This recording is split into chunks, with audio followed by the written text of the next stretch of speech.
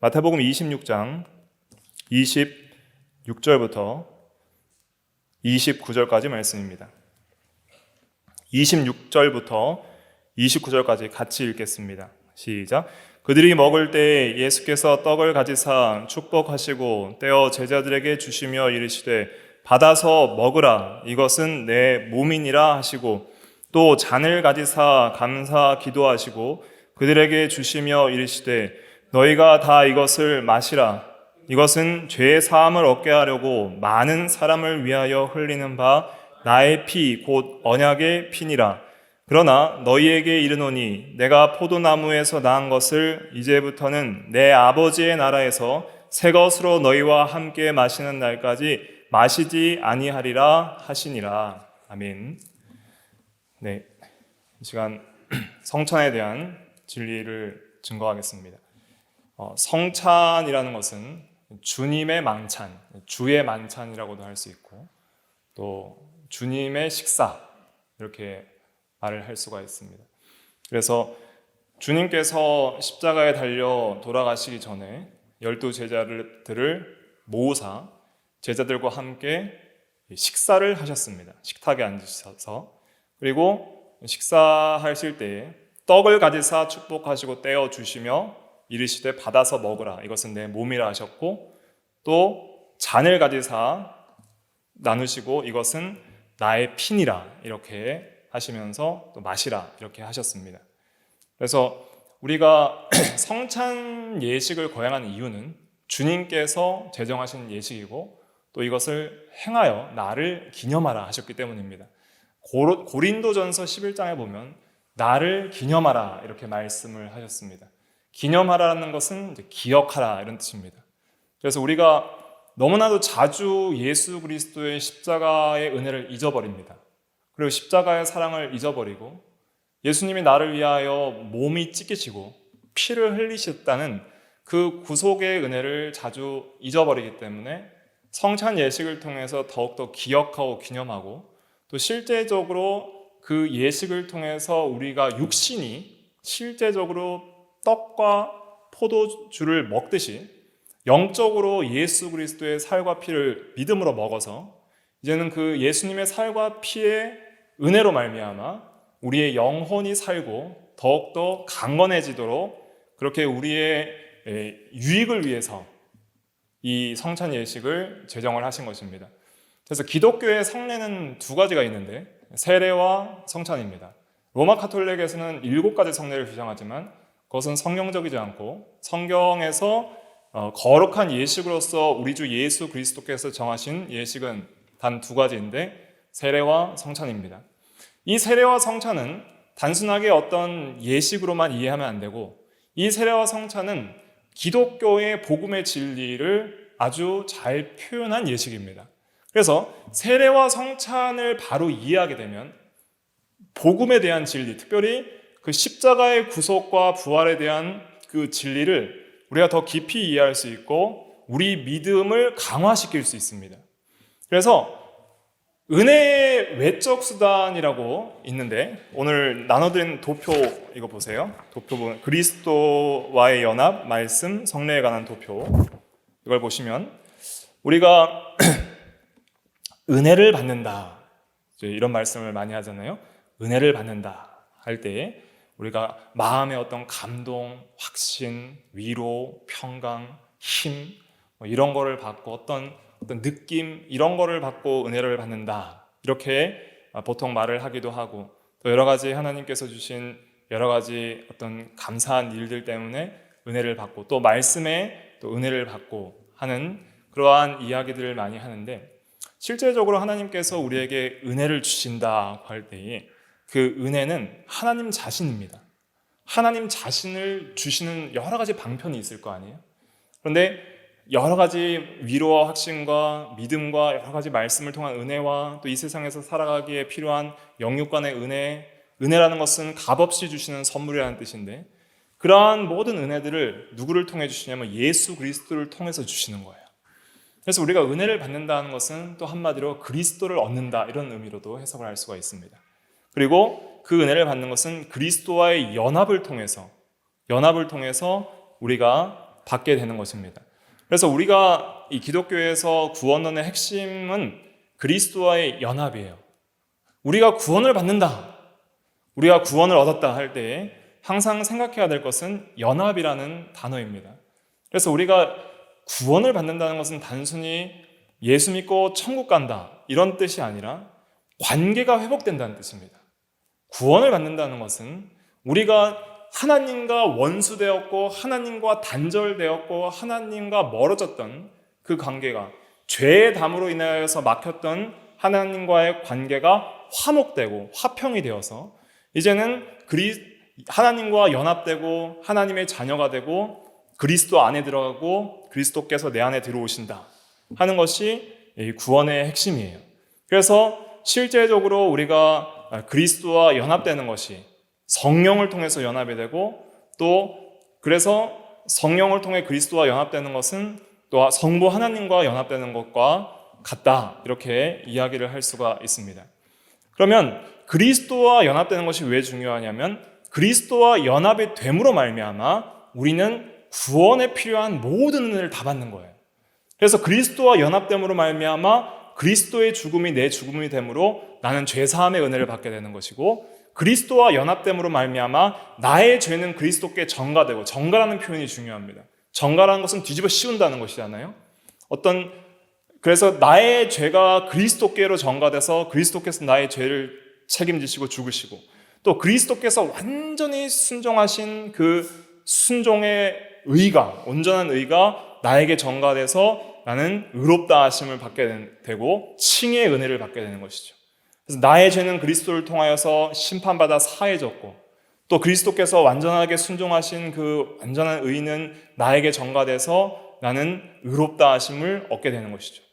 또 예수께서 부활하사 부활이요 생명이신 그 생명 자체인 그리스도의 생명을 우리가 연합을 통해서 전가받아서 그 예수의 생명 때문에 생명이라는 것은 살아있게 하는 힘입니다. 살아있게 하는 힘을 우리가 받아서 우리의 영이 살아나게 됩니다. 영혼이 살아나게 되고 그것을 중생이라고 합니다. 그래서 하나님을 향해 살게 되는 것이고 또 우리가 더욱더 우리의 영혼이 자라나고 영적으로 그래서 성화를 이루어나가는 그 힘, 능력도 그리스도를 통하여 얻게 되는 것이고 또 실제적으로 우리의 영혼의 영화, 완전한 영화와 또 몸의 부활까지 그리스도의 능력으로 얻게 되는 은혜다 할 수가 있겠습니다. 그래서 우리가 은혜에도 그 신학적으로는 두 가지 종류가 있는데 일반 은혜와 특별 은혜라고 구별을 해요. 그래서 일반 은혜는 우리가 불신자나 신자나 동일하게 받는 그런 선인이나 악인에게나 동일하게 하나님께서 비도 내려주시고 또 일반적으로 이 세상에 살면서 육신적으로 필요한 모든 좋은 것을 주시잖아요. 그런 것은 일반 은혜라고 하고 특별히 지금 말씀드리는 이 은혜는 구원에 이르는 은혜인 특별 은혜 거기에 대해서 말을 하는 것입니다. 그래서 불신자들은 그리스도와 연합되는 것이 없습니다. 믿기 전에는 연합되는 것이 없습니다. 그런데 예수를 믿으면 그때부터 우리가 그리스도와 연합이 되는 거예요. 그래서 이 믿음은 은혜의 내적 수단이라고 합니다. 오직 믿음으로 그러잖아요. 오직 믿음으로. 그래서 믿음으로 우리가 구원을 얻고 믿음으로 우리가 연합이 되는 거예요. 그런데 이 믿음을 누가 주시는가? 이 믿음은 성령께서 주시는 것입니다. 성령께서 우리에게 믿음을 일으키고 그리고 또 성령께서 우리에게 믿음을 강화시켜서 더욱더 그리스도와 연합시키게 하는 거예요. 그래서 주권적으로는 성령께서 믿음을 일으키시고 시작을 성령께서 하시고 일으키신다는 건 시작입니다. 그리고 강화시킨다는 것은 믿음의 지속과 성장이죠. 그래서 성령께서 믿음도 주시고 처음부터 그리고 또 믿음이 더욱더 자라나서 더욱 하나님을 의지하고 아는 그런 부분에서 자라나는 것도 성령께서 하시는 거예요. 그런데 성령께서 이 믿음을 일으키시고 또 강화시키는데 사용하는 외적 수단이 있습니다. 하나님께서 사용하시는 은혜의 수단이에요. 은혜를 주시기 위해서 사용하시는 은혜의 수단. 그 외적 수단을 이제 교리적으로는 세 가지를 말하는데 말씀, 성례, 기도입니다. 근데 이제 여기서는 이제 기도는 빼고 말씀과 성례에 대해서 말씀을 이제 기록을 해놨습니다. 그래서 우리가 기록된 하나님의 말씀인 성경을 통해서 성경에 대한 진리를 믿게 하심으로 말미암아 이제 그리스도와 연합을 시작하시고 또 계속적으로 믿음을 강화시켜서 더욱더 그리스도와 실제적 연합이 강화되게 하시는 것입니다. 그래서 우리가 그리스도를 통하여서 받는 그 은혜들을 더욱더 강하게 받게 되는 것이죠.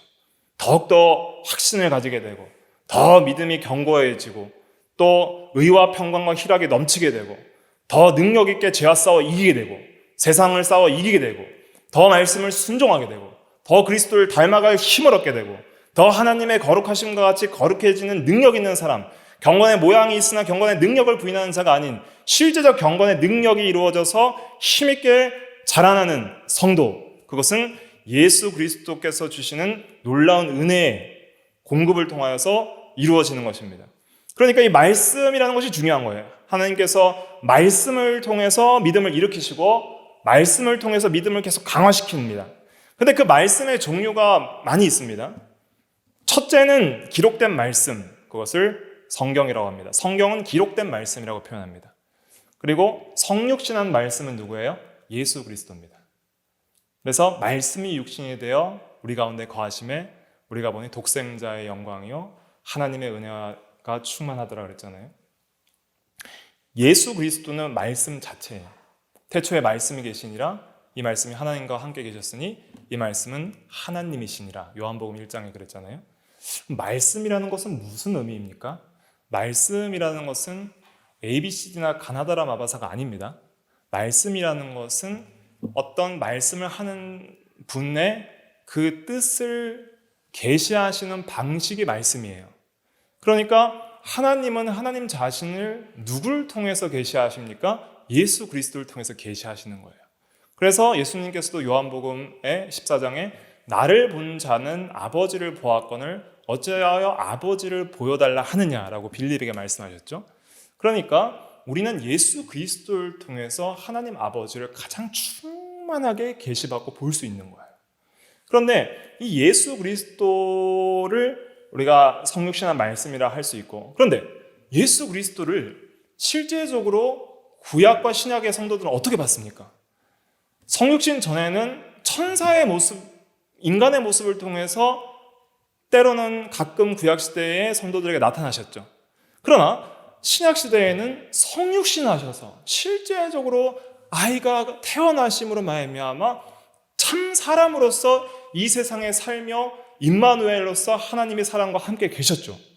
그런데 지금은 승천 이후에 우리는 그리스도를 육신의 눈으로 볼 수가 없죠.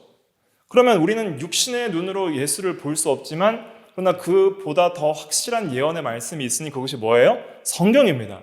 그러니까 성경을 통해서 우리는 예수 그리스도를 보는 거예요. 무엇으로 봐요? 믿음으로. 그리고 성경을 통해서 예수 그리스도를 보고 예수 그리스도를 보면 우리는 누굴 보는 거예요? 하나님을 다 보는 거예요. 하나님을 하나님처럼 볼 수는 없습니다. 성자 하나님이 성부를 보시듯이 볼 수는 없어요. 그것은 하나님만 가능한 거예요. 삼위일체 하나님이 보시듯이 볼 수는 없어요. 유한한 인간이 무한자를 볼 수 있는 유일한 방법은 예수님을 통해서 하나님을 보는 방법인데 그렇게 어떻게 보느냐? 말씀을 통해서 예수님을 보고 예수님을 통해서 하나님을 보는 거예요. 믿음으로. 그러니까 육신의 눈으로 보려 하는 자들은 오늘날 승천 이후에는 많은 올무와 시험에 걸리게 됩니다. 재림 때까지 육신의 눈으로 보는 것은 중단되었고 지금은 현재적으로 영적으로 말씀을 통해 믿음의 눈으로 보는 거예요.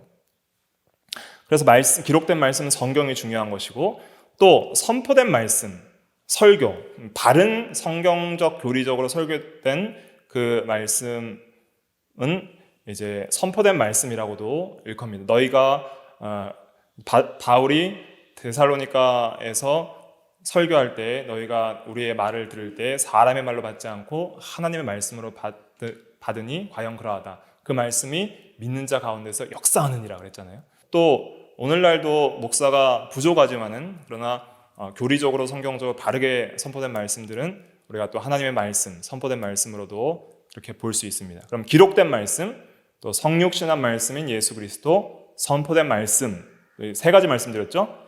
그 다음에 이제 성례는 무엇인가? 이제 아우구스티누스라고도 하고 영어로는 어거스틴이라고도 하는 신학자가 있었는데 보이는 말씀이다. 이제 이렇게 표현을 했습니다. 그래서 성례라는 것은 실제적으로 느끼는 말씀, 보는 말씀 이렇게 할 수 있는 거예요. 그러니까 우리가 세례를 할 때 세례라는 것은 그리스도와 연합되어서 죄사함과 칭의와 중생의 은혜를 상징을 하거든요.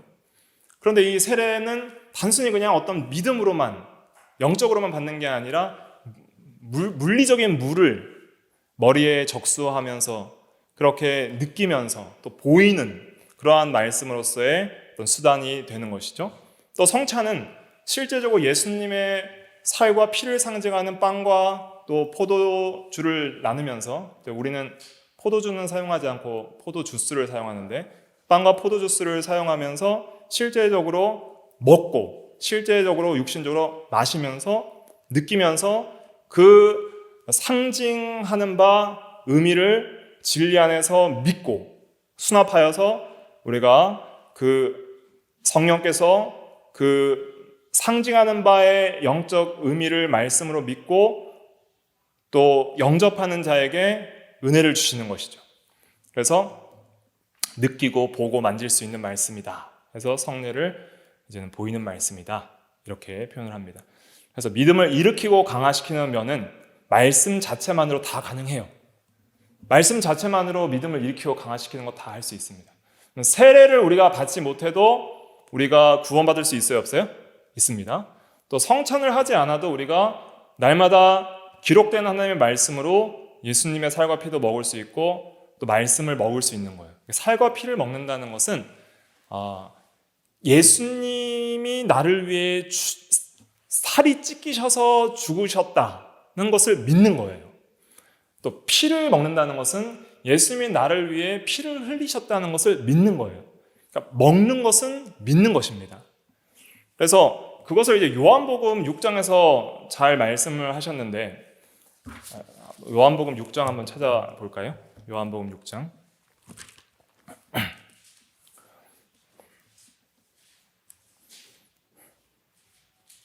요한복음 6장 47절. 요한복음 6장 47절 같이 읽어볼게요. 시작. 진실로 진실로 너희에게 이르노니 믿는 자는 영생을 가졌나니. 그러면서 이제 54절에는 내 살을 먹고 내 피를 마시는 자는 뭘 가져요? 영생을 가졌고. 영생을 가졌는데 먼저는 믿는 자는 영생을 가졌다 그랬고 그 다음에 54절에는 먹는 자와 마시는 자가 영생을 가졌다 그랬으니 먹는 것과 마시는 것은 믿는 것이다. 이렇게 해석을 할 수 있습니다. 그러면 예수를 믿는데 왜 먹는 거로 표현을 하셨을까요? 성경에서 예수님을 음식으로 계시하시는 그런 구절들이 많이 있습니다. 창세기 2장 9절에는 생명나무라 그랬고 또 고린도전서 10장 3절이나 또 신명기 3장 8절에는 만나인 하늘의 양식을 이제 예수님으로 계시를 하십니다. 그래서 너희가 떡으로만 살 것이 아니요 하나님의 입으로 나오는 모든 말씀으로 살 것이니라 그랬잖아요. 그래서 예수님은 하늘의 양식이에요. 그리고 반석의 물, 반석을 쳐서 나온 물을 신령한 음료를 또 예수님이라고 했고 또 화목제물, 제물은 제사 후에 나눠 먹거든요. 그런 것도 양식으로 예수님을 계시한 것이고 또 오병이어의 기적을 베푸셨어요. 그것도 예수님을 양식으로 계시한 것이고 그 다음에 이제 성찬이 예수님을 양식으로 계시를 하신 것입니다. 그러면 왜 예수님께서는 이렇게 자신을 가리켜서 생명의 떡이라 또 생명의 음료라 이렇게 말씀을 하셨을까요? 요한복음 6장의 55절에 보면 내 살은 참된 양식이요 내 피는 참된 음료로다 그랬고 또 35절에도 보면 나는 생명의 떡이니 내게 오는 자는 결코 줄이지 아니할 터요 나를 믿는 자는 영원히 목마르지 아니하리라 그랬습니다. 이것은 우리가 예수를 믿는 데 있어서 먹듯이 믿으라는 뜻입니다. 예수님을 믿는다는 것은 단순한 지적 동의가 아닙니다. 예수를 믿지 않아도 예수님의 십자가의 구속에 대한 진리를 공부하여서 감동받을 수 있습니다. 예수님이 그렇게 피를 흘리시고 죽으셨다니 참 사랑이 많으셨군요. 예수님이 인격적으로 흠이 없이 이 세상을 살아셨다니 4대 성자 중에 한 분으로 칭송받을 만하군요. 그렇게 연구하면서 예수님의 삶과 그의 도덕적 행위들을 칭송하며 동의할 수 있어요. 그러나 우리가 예수를 믿는다는 것은 성경에서 영접한다고 표현합니다. 영접한다는 것은 예수 그리스도를 내 마음에 받아들이는 거예요. 예수님을 내 마음 안에 모시는 거예요. 그리스도께서 너희 안에 계시는 줄 알지 못하느냐? 알지 못하면 너희는 버림받은 자라. 그렇게 고린도후서 13장 5절에 말을 하고 있습니다. 그래서 영접하는 자, 곧 그 이름을 믿는 자들에게는 하나님의 자녀가 되는 권세를 주셨으니, 그래서 예수님을 믿는다는 것은 예수님의 전 인격과 사역, 그것을 믿는 것인데, 예수님의 전 인격과 사역을 우리가 마음으로 온전히 받아들여서 예수님을 내 안에 모시는 거예요. 그래서 예수님께서 내 안에 살아계시게 하고 예수의 생명과 능력이 나의 안에 머물게 함으로 말미암아 이제는 나의 모든 영육 전체의 삶이 예수님과 같이 변화되고 닮아가는 놀라운 변화의 역사와 능력의 역사를 실제적으로 경험하는 게 그것이 참된 믿음입니다. 그러니까 먹는다는 것은 보세요. 먹는다는 것은 누가 먹어요? 배고픈 사람이 먹는 것입니다. 먹는 것은 누가 먹습니까? 마시는 거 누가 마십니까? 목마른 사람이 마시는 거예요. 여러분들 목 마르라 보셨어요? 저는 가장 목말랐을 때가 군대에서 행군했을 때입니다. 그 신병교육대대에 처음 들어갔는데 그때는 뭐 군 생활에 대한 지식도 없고 짬도 없기 때문에 그냥 시키는 대로 했어요. 수통 하나에 물 받아간 거예요. 근데 수통 하나에 물 받아갔는데 더운 이 5, 6월에 금방 물이 동이 났습니다. 뭐 물을 구할 데가 없는 거예요. 그러나 이 40km 행군을 다 해야 되기 때문에 물 없이 계속 걸으니 이게 비몽사몽간에 몽롱해지면서 그렇게 갈증이 나는 때를 느낀 적이 없습니다. 그때 부사관 되시는 어떤 상사분께서 오셔서 우리 때는 그냥 컵으로 논밭 물도 마시면서 다녔다, 그런 식으로 말씀을 하시는데, 그런데 또 그렇게 말만 들을지 물은 실제 주지도 않으셨어요. 그러니까 어찌나 목이 말랐던지 자대 배치 받고 나서는 PX에서 살 수 있는 물은 다 사가지고 이제 자대 생군할 때는 물을 엄청 많이 가져가서 마음껏 마셨던 그런 추억이 있습니다. 그렇게 목이 말라 보니까 이 갈증이라는 것이 얼마나 괴로운가 그때 처음 극심하게 느꼈던 것 같아요. 그러니까 목이 마른 사람은 물이 제공됐을 때 이게 뭐 삼다수인지 뭐 수돗물인지 따지지 않고 먹는 거예요. 그리고 배가 고픈 사람은 뭐 누가 만들었는지 뭐 브랜드가 뭔지 따지지 않고 먹는 거예요. 그러니까 예수님을 우리가 먹는다는 것은 예수님을 믿는다는 것인데, 내가 얼마나 전적으로 타락하고 부패한 죄인이고 예수님이 없으면 영생을 얻지 못하고 예수님이 없으면 하나님의 자녀가 되지 못하고 예수님이 없으면 하나님과 관계가 회복되지 못하고 예수님이 없으면 하나님의 진노의 심판을 받아 지옥의 형벌을 받아야 되고 예수님 없으면 이 세상에 소망이 없다는 것을 절실하게 느끼는 사람, 그러니까 그리스도 안에 있는 영생에 목마른 사람, 하나님에 대하여 목마른 사람이 먹는 거예요. 예수님만이 생명입니다 하고 예수님을 붙드는 그 사람이 예수님의 살과 피를 먹는 것입니다. 예수를 믿는다는 것은 단순한 것이 아닙니다. 우리의 전 삶을 포기하고 온전히 주님을 영접하는 거예요. 그래서 내가 그리스도와 함께 십자가에 못 박혔나니 이제는 내가 사는 것이 아니요 그리스도께서 내 안에 사시는 것이라 그랬잖아요. 그러니까 이제 내가 세상에 대하여 못 박히고 세상이 나에 대하여 못 박혔느니라. 나와 세상은 관계없이 오직 구속한 주님만 보느라 하면서 그렇게 이제는 살아가는 건 전인격적 변화, 그것이 예수를 믿는 것입니다. 그래서 이제는 내가 사는 것이 아니라 그리스도께서 내 안에 사신 것이니 이제는 내가 육체 안에 살지만, 육체 안에 산다는 것은 갈라디아서 2장 20절의 말씀에 육체 안에 산다는 것은 여전히 나는 육체의 연약성과 죄성과 부족함과 불순종함이 남아있지만, 그러나 그러한 여전히 성도로서 부족함이 있음에도 불구하고 나를 사랑하사 나를 위하여 자신을 내어주시는 하나님을 믿는 믿음 안에서 산다, 이렇게 말을 하잖아요. 믿음 안에서 사는 거예요. 계속 믿는 거예요. 믿습니다 하면서 계속 예수를 의지하고 예수님을 믿고 예수님의 말씀에 순종하고 그렇게 살아가는 영육 전체의 삶의 전인격적 변화가 예수를 믿음을 통해서 우리에게 주어지는 구원의 은혜입니다. 전에 없던 새로운 사람이 된 거예요. 하나님을 알고 사랑하고 순종하고 세계관이 바뀌는 거예요. 이 세상을 읽는 것이 유물론적이나 어떤 신비주의적인 힌두교적, 불교적, 뉴에이지적 범신론이 아니라 창조, 타락, 구속, 완성이라는 그 성경적 세계관 속에서 세상을 인식하고 우리의 존재를 인식하고 하나님을 인식하고 예수를 믿고 어떻게 살아가야 될지에 대한 인생의 방향과 목표가 재설정이 되는 것이 구원을 얻은 성도들의 삶이라 할 수가 있겠습니다. 그래서 우리가 배가 고파서 그 음식을 먹듯이 예수님을 그렇게 간절한 마음을 가지고 먹으라는 거예요. 그리고 실제적으로 줄이고 목마를 뿐만 아니라 이 먹으려면은 빵과 포도잔을 잡아야 되잖아요. 그래서 우리가 성찬에 있어서 성찬의 행동들 하나하나가 굉장히 중요한 영적 의미를 내포하고 있습니다.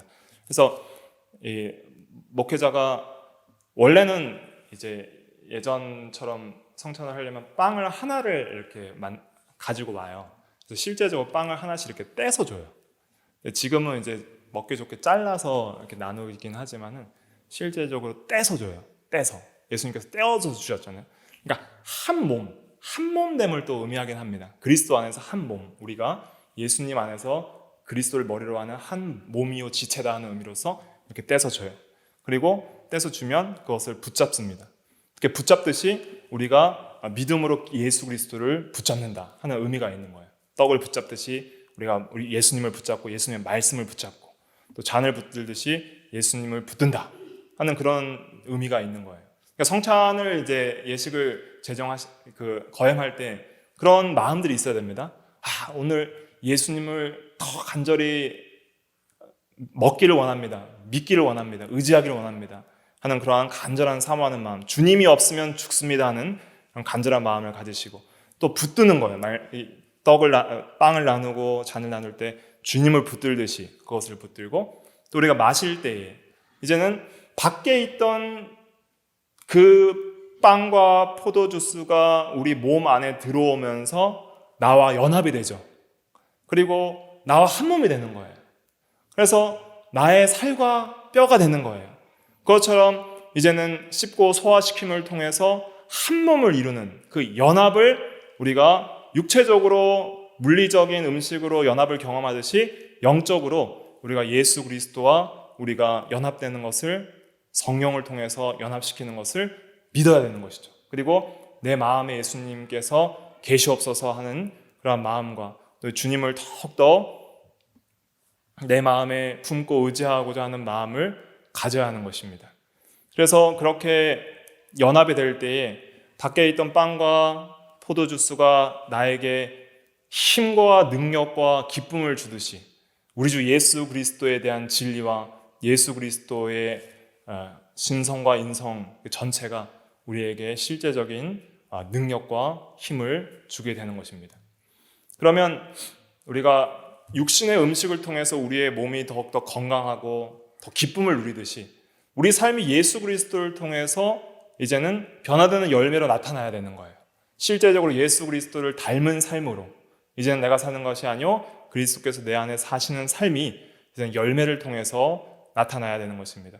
그래서 먹듯이 믿으라는 것은 먹는 것은 실제적이에요. 실제적. 이것이 그리스도와의 이 연합이라는 것은 성경에서 많은 비유를 통하여서 표현을 하는데 포도나무와 가지의 비유가 있고 남편과 아내의 비유가 있고 몸과 머리의 비유가 있고 성전 전체와 모퉁이 돌의 비유가 있고 그러한 여러 비유를 통해서 말을 하는데 그러한 비유를 통해서 이야기를 하는 이유는 무엇이냐면 이 그리스도와의 연합은 신비적인 연합이기 때문입니다. 그러니까 우리 신비라고 그리스도께 성경에서 이제 교리적으로 신비라고 표현하는 것은 그것은 모순이나 거짓이 아니고 또 우리가 다 완전히 이해할 수 없다는 의미도 아닙니다. 어느 정도 이해할 수 없는 부분이 있지만은 그러나 우리가 지성적으로 완전히 이해할 수 없지만은 신비라는 것은 우리가 느끼는 현실입니다. 현실, 실제적이고 느끼는 현실이지만 뭐라고는 말로 온전하게 표현하고 설명할 수 없는 그러한 부분을 신비라고 하는 거예요. 그러니까 예를 들면 이런 것이죠. 우리가 레몬이 시다, 이걸 글로 표현할 수가 있어요? 레몬이 시다. 또 사과가 달다, 이런 거 글로 표현할 수가 없잖아요. 그런데 음식을 실제로 먹었을 때는 나에게 경험되는 실제인 것이죠. 그래서 정말 신비한 맛이다, 이렇게 표현할 수가 있는 거예요.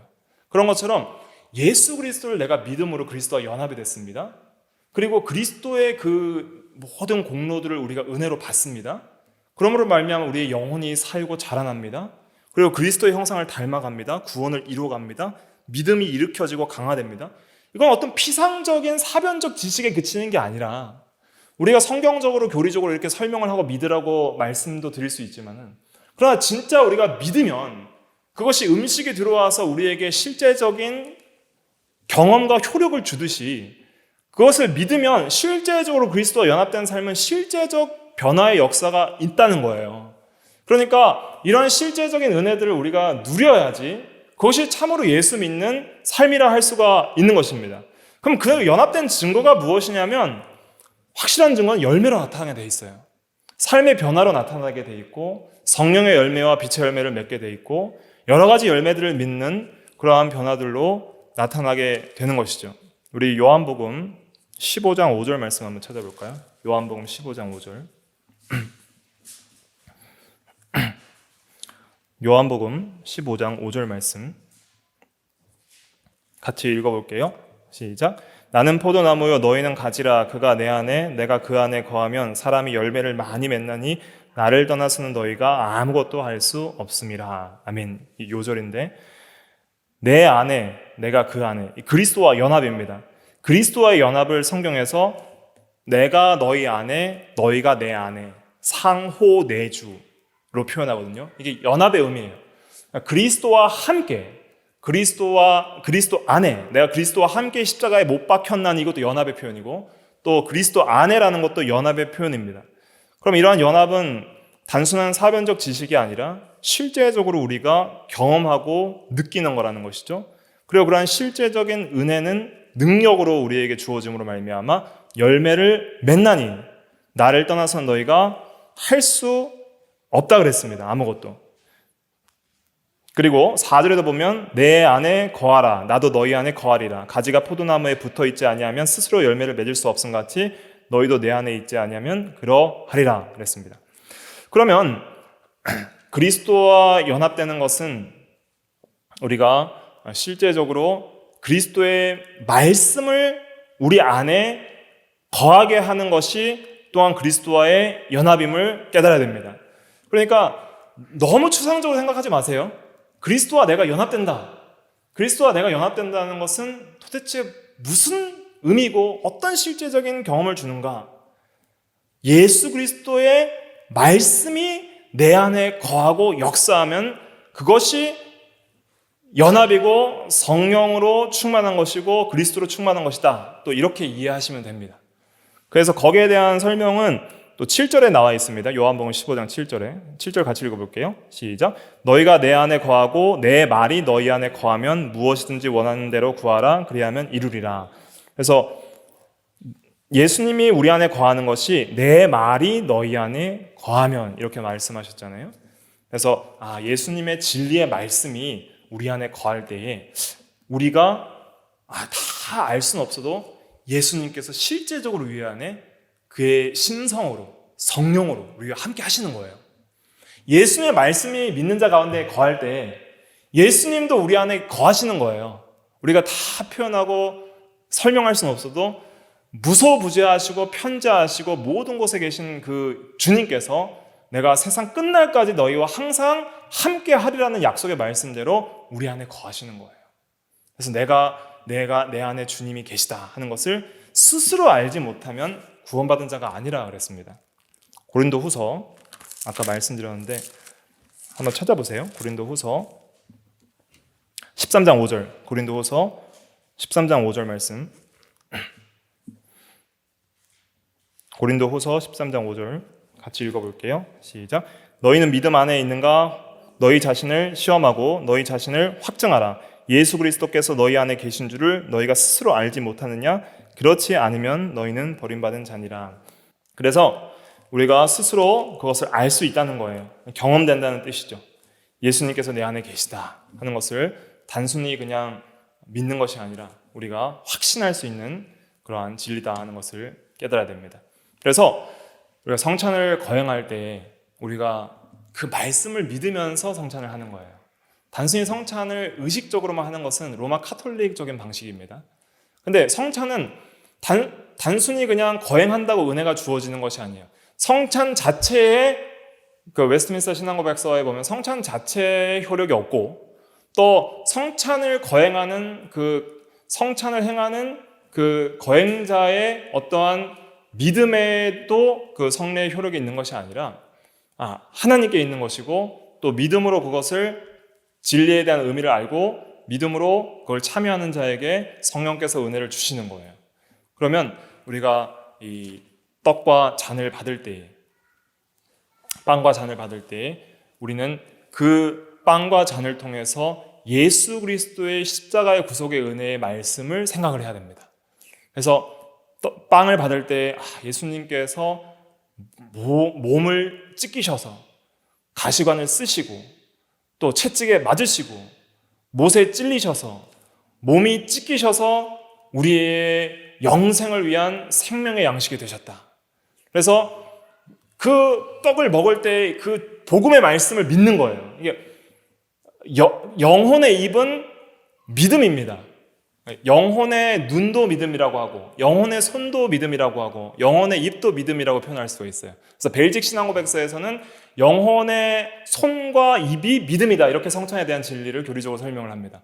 그래서 믿음으로써 예수님이 나를 위하여 십자가에서 몸이 찢기심을 믿습니다 하는 거예요. 예수님이 나를 위하여 십자가에서 몸을 버리심을 믿습니다. 그 죽으심의 공로 때문에 내가 죄사함을 받고 영원한 생명을 얻게 되었습니다 하는 확신을 가지고 마음의 그 진리를 영접하는 거예요. 그때 내적으로 놀라운 은혜의 역사가 일어나고 죄사함의 평강과 중생의 능력 그러한 것들이 강화되는 거예요. 그러니까 이미 우리 예수를 믿었죠.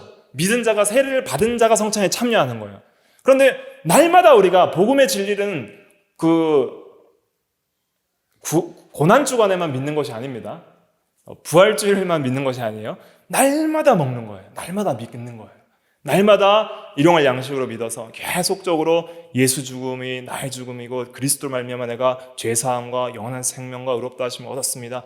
믿습니다는 그러한 마음을 계속적으로 강화시키고 믿음을 강화시켜야 됩니다. 그래서 성찬이 그것을 강화시키는 거예요. 또 이 포도 주스를 마실 때 예수님께서 나를 위하여 피를 다 쏟으시고 내가 목마르다 하셨고 나를 위하여 목마르시고 나를 위하여 피를 쏟으셔서 내가 지옥 형벌을 받아서 물 한 방울도 없는 곳에서 목이 말라야 될 그런 형벌을 받아야 될 죄인이 예수님이 대신 피 흘리고 물을 흘리셔서 목마르시고 그 영생하도록 솟아나는 샘물이 되셔서 이제는 그를 믿는 자마다 다시는 목마름이 없는 영적으로 더 이상 줄이고 갈급함이 없는 놀라운 은혜를 얻게 하심을 감사합니다 하면서 예수님의 그 말씀과 구속의 진리들을 수납하는 거예요. 영접하는 거예요.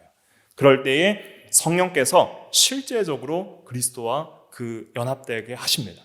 그 성례를 통해서 성례가 상징하는 바 복음의 진리를 믿는 거예요. 그 믿을 때에 우리가 성령께서 그리스도와 영적 실제적 연합을 이루게 하심으로써 실제적으로 우리가 중생과 칭의와 성화에 대한 그러니까 중생과 칭의는 이제 세례에서 의미하는 것이고 특별히 성화를 이루어 나갈 수 있는 믿음을 강화시키는 그러한 은혜들을 우리에게 주시는 것입니다.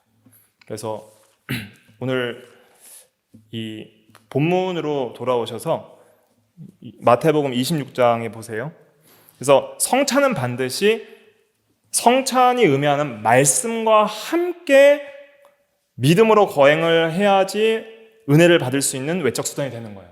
말씀을 따로 말씀 없이 하는 의식은 로마 카톨릭적인 방법입니다. 보는 거예요, 그냥 성찬을. 참여도 안 해요. 그리고 카톨릭에서는 이제 사제들만 포도주스를 먹습니다. 흘리면 안 되기 때문에, 예수님의 피라고 생각하기 때문에. 그러나 우리는 단순히 어떤 의식적으로 그치면 안 되고 그 성찬이 내포하고 있는 진리의 말씀을 믿는 믿음으로 참여를 해야 된다는 것이죠. 그것을 예수님의 말씀을 근거로 우리가 알 수 있는데 26절에 보시면 그들이 먹을 때에 예수께서 떡을 가지사 축복하시고 떼어 제자들에게 주시며 이르시되 그랬잖아요. 그러니까 떡을 주시며 끝, 이게 아니죠. 뭘 하셨어요? 이르시되, 받아서 먹으라, 이것은 내 몸이니라는 말씀을 해설해 주셨어요. 그러니까 이러한 말씀을 근거로 해서 이 떡이 상징하는 바는 뭐예요? 예수 그리스도의 몸, 특별히 십자가에 죽으신 그 대속의 죽으심을 의미하는 것이구나 하는 것을 믿음으로 우리가 먹는 것입니다. 또 너희가 이것을 마시라 그랬잖아요. 28절에 보면 이것은 죄 사함을 얻게 하려고 많은 사람을 위하여 흘리는 바 나의 피 곧 언약의 피니라. 그래서 이렇게 먹을 때에 죄 사함을 얻게 하려고 흘리신 예수님의 피를 믿는 마음으로 잔을 마시는 것입니다. 그런데 이 성찬은 우리가 오해하는 것 중에 하나는 무엇이냐면 무슨 단순한 어떤 그 슬픔, 어떤 장례식 분위기, 뭔가 어떤 슬프고 어떤 예수님의 죽음을 상징하기 때문에 뭔가 장례식적인 분위기로 이렇게 성찬을 오해하시는 분들이 있는데 성찬이라는 것은 식사입니다. 식사예요. 그래서 식사라는 것은 목적이 어디에 있냐면 몸을 강하게 하는 데 있어요. 그러니까 평소에 잘 못 먹던 보양식을 먹게 되면 강화되잖아요, 몸이. 그런 것처럼 우리가 예수님에 대한 십자가의 복음의 진리들을 말씀을 통해서 자주 듣거나 읽어야 되지만은, 그러나 우리가 그러한 것을 때로는 잊어버리고 십자가의 구속의 복음에 대한 진리를 때로는 잊어버려서 그 복음의 진리를 통하여 우리의 영혼이 믿음이 강화되지 못할 때에 이러한 성찬을 통해서 특별 보양식을 먹듯이 믿음을 강화시켜 주는 거예요. 그래서 성찬 예식을 통해서 우리가 복음에 대한 더 확신과 또 은혜들을 누릴 수 있도록 이렇게 예수님께서 제정을 하신 것입니다. 그래서 식사예요, 식사.